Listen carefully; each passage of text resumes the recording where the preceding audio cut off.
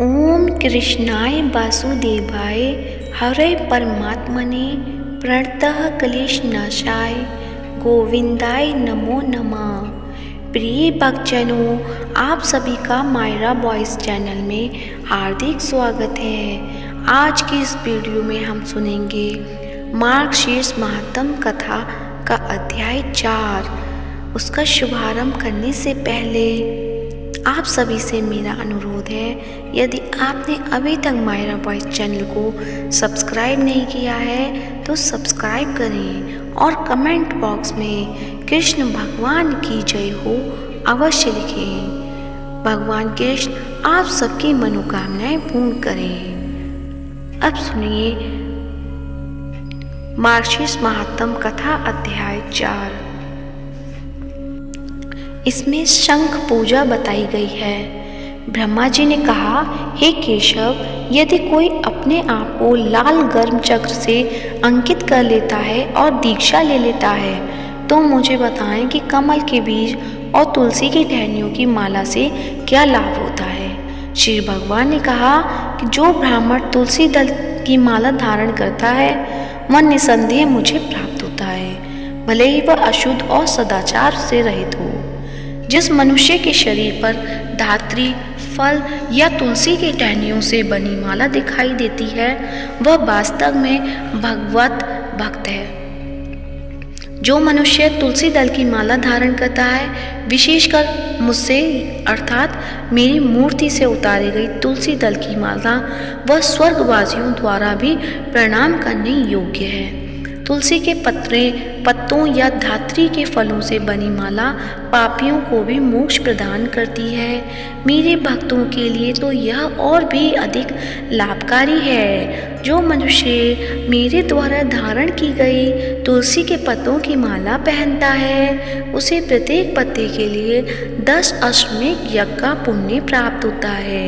हे प्रिय, यदि कोई मनुष्य तुलसी की माला पहनता है तो मैं उसे प्रतिदिन द्वारका जाने से मिलने वाला पुण्य प्रदान करता हूँ। यदि कोई मनुष्य तुलसी दल की माला मुझे भक्ति पूर्वक समर्पित करके उसे श्रद्धा पूर्वक धारण करता है तो उसे कोई पाप नहीं लगता।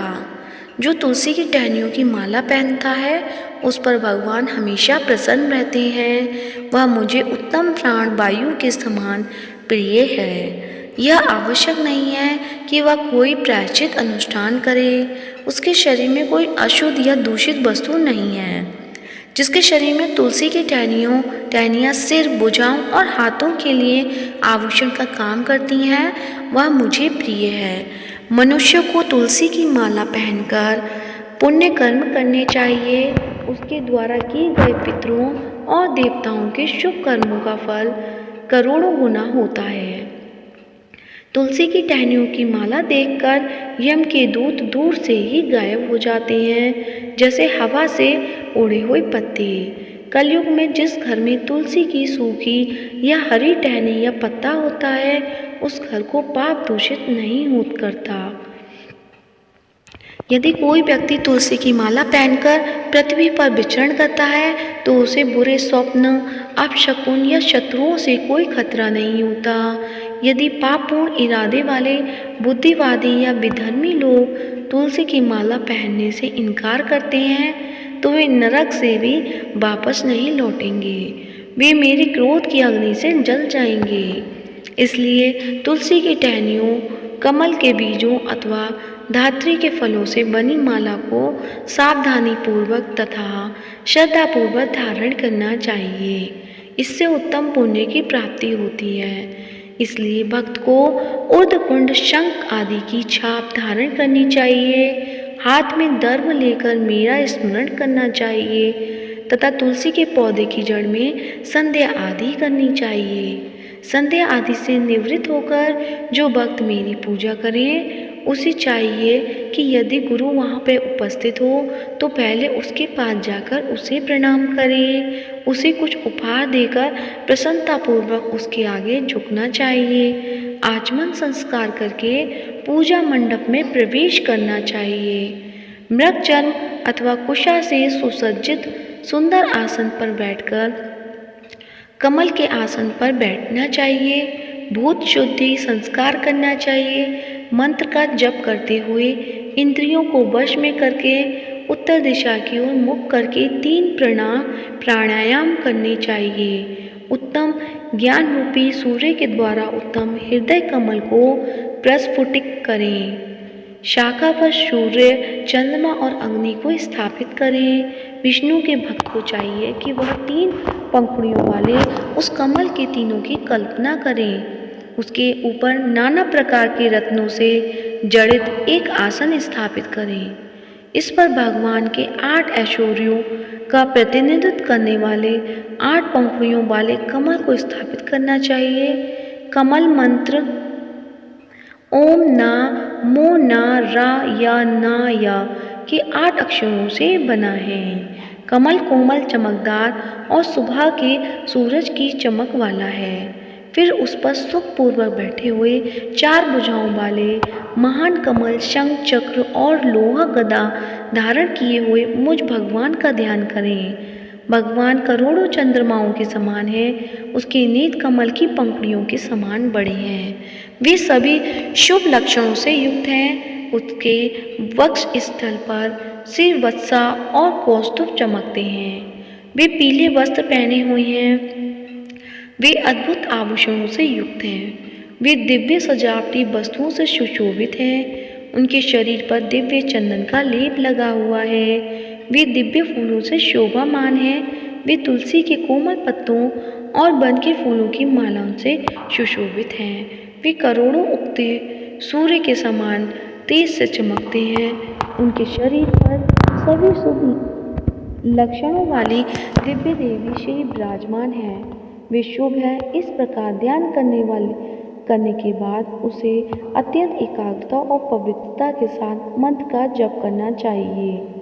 अपनी क्षमता के अनुसार मंत्र का 1000 या 100 बार जप करना चाहिए। मानसिक रूप से पूजन करने के बाद उसे विधि विधान से पूजन करना चाहिए। जैसा कि नियमानुसार कहा गया है, वह मेरे सामने शंख स्थापित करे। सुगंधित जल, दुर्वा और पुष्पों से भरा पात्र आचार्यों द्वारा चंदन और पुष्पों के दाहिनी ओर रखा जाए। जल का कलश बाईं ओर रखा जाए। उसे वस्त्र से पवित्र करके सुगंधित किया जाए। सामने घंटी रखी जाए और दीपक विभिन्न दिशाओं में रखे जाएं। अन्य सामग्री भी यथास्थान पर रखी जाए। अर्धपाद, आचमनीय और मधुपर्क रखने के लिए 4 पात्र मेरे सामने रखें। हे चतुर्मुख, अर्घ देने के पात्र में सफ़ेद सरसों, कच्चे चावल, फूल, कुश, तिल, चंदन, फल और जौ के दाने रखने चाहिए। हे पुत्र, मेरी संतुष्टि के लिए गुरु को चाहिए कि वे पात्र में दुर्वा, विष्णुपदी यानी गंगा जल, शाम और कमल रखें। हे पुत्र, आचमनीय पात्र में बड़ी श्रद्धा के साथ कंकोला, लौंग और जायफल रखना चाहिए। उपासक को पूर्ण श्रद्धा के साथ मधुपर्क पात्र में गाय का दूध, दही, शहद, घी और मिश्री रखनी चाहिए। जब उपयुक्त वस्तुएं उपलब्ध न हो तो पूजा विधि के जानकार को चाहिए कि वह हमेशा पत्र फूल इस विचार से रखे कि ये ही पूजा विधि में आवश्यक वस्तुएं हैं। तत्पश्चात उसे हाथ तथा अंगों का न्यास करना चाहिए। परंपरा के अनुसार उसे 5 या 6 अंगों का न्यास करना चाहिए। मुझे स्मरण करना चाहिए। भक्त को अपने को मेरे समान समझना चाहिए। हे चतुर्मुख, पूजा के आरंभ में मनुष्य को शुभ मंत्रों का उच्चारण अवश्य करना चाहिए। फिर उसे मेरे प्रिय शंख पंचजन्य की पूजा करनी चाहिए। हे प्रिय, इनकी पूजा करने से वह मुझे बहुत ही प्रसन्न करता है। हे प्रिय, शंख की पूजा करते समय उसे निम्नलिखित मंत्रों का जाप करना चाहिए। हे पांचजन्य, पूर्व काल में तुम समुद्र से उत्पन्न हुए थे। तुम्हें भगवान विष्णु ने अपने हाथों में धारण किया है। उन्हें सभी देवताओं ने बनाया है। तुम्हें नमस्कार है। आपकी ध्वनि से बादल, सुर और असुर भयभीत हो जाते हैं। हे 10,000 चंद्रमाओं के समान उज्ज्वल कांति वाले पांचजन्य, आपको नमस्कार है। हे पांचजन्य राक्षस स्त्रियों के भ्रूण हजारों की संख्या में पाताल में नष्ट हो जाते हैं। आपको नमस्कार है। शंख के दर्शन मात्र से पाप उसी प्रकार नष्ट हो जाते हैं जैसे सूर्योदय के समय कोहरा लुप्त हो जाता है, और जब इसे छुआ जाता है तो पाप और भी अधिक नष्ट हो जाते हैं।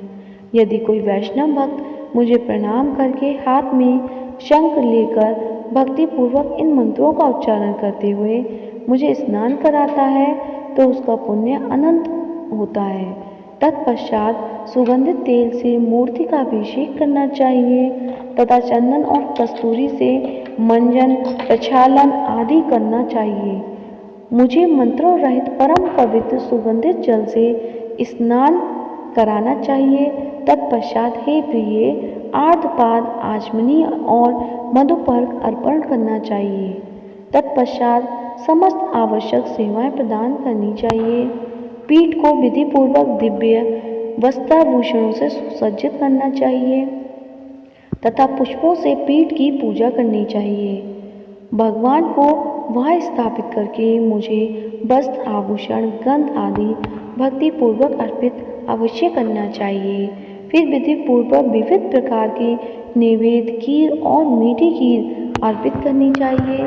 साथ ही कपूर और पान के पत्ते भी अर्पित करने चाहिए। भगवान को भक्तिपूर्वक सुगंधित पुष्प अर्पित करने चाहिए। 10 द्रव्यों से धूप तथा 8 मन भावन दीप अर्पित करने चाहिए। तत्पश्चात परिक्रमा करके प्रणाम करना चाहिए।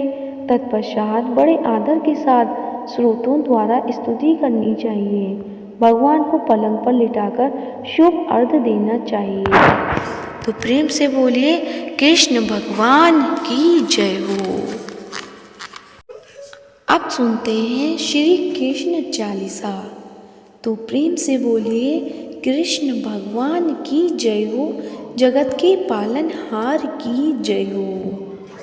वंशी शोभित कर मधुर नील जलत तन श्याम, अरुण अधर जनु बिंफल नयन कमल अभिराम, पूर्ण इंद अरविंद मुख पीतांबर शुभ साज, जय जग मनमोहन मदन छवि कृष्ण चंद्र महाराज।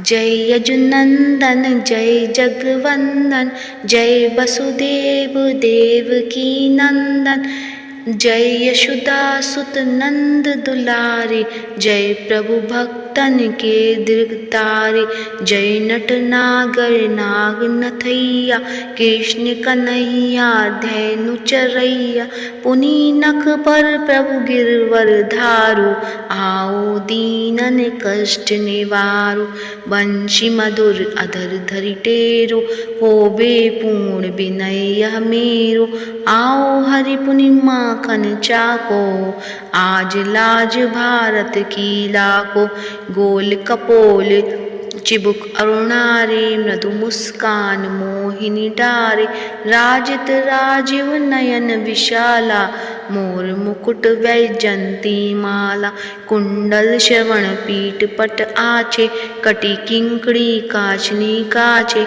नील जलद सुंदर तनु सोहे, छवि लखी सुर नर मुनि मन मोहे, मस्तक तिलक अलक घुंघराले, आओ कृष्ण बांसुरी बाले, करी पय पान पूतनी तार्यो, अका बका कागा सुर मार्यो, मधुवन जलत अग्नि जब ज्वाला, भय शीतल लखती तै नंद लाला, सुरपति जब ब्रज चढ़ियो रिसाई, मूसरधार बारी बरसाई, लगत लगत ब्रज चहन बसायो, गोवर्धन नखधारी बचायो, लखी यशोदामन ब्रह्म अधिकाई, मुखमन मह 14 भुवन दिखाई, दुष्ट कंस अति उदम मचायो, कोटि कमल जब फूल मंगायो, नाती काली हैं तब तुम लीन हो, चरण चिन्ह दे निर्भय कीने, करी गोपिन संग रास बिलासा, सबकी पूरन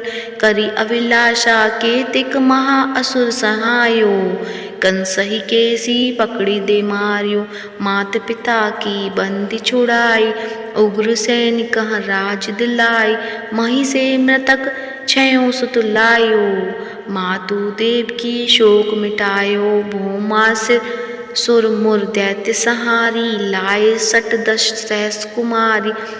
दय भीम ही तृण चीर सहारा, जया सिंधु राक्षस कह मारा। असुर बकासुर आदिक मार्यो, भक्तन के तब कष्ट निवार्यो। दीन सुदामा के दुख टार्यो, तंदुल तीन मूंड मुख डार्यो।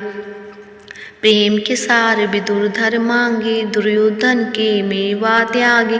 लखी प्रेम की महिमा भारी, ऐसे श्याम दीन हितकारी।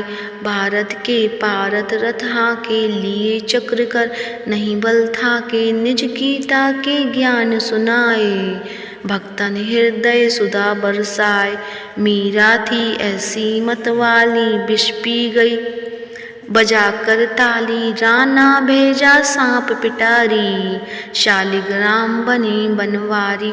निज माया तुम विधि दिखायो, उड़ते संशय सकल मिटायो। तव सत निंदा करी तत्काला, जीवन मुक्त भयो शिशुपाला। जब ही द्रौपदी टेर लगाई, दीनानाथ लाज अब जाई। तुरत ही बसन मने नंदलाला, बड़े चीर भय अरिमु काला।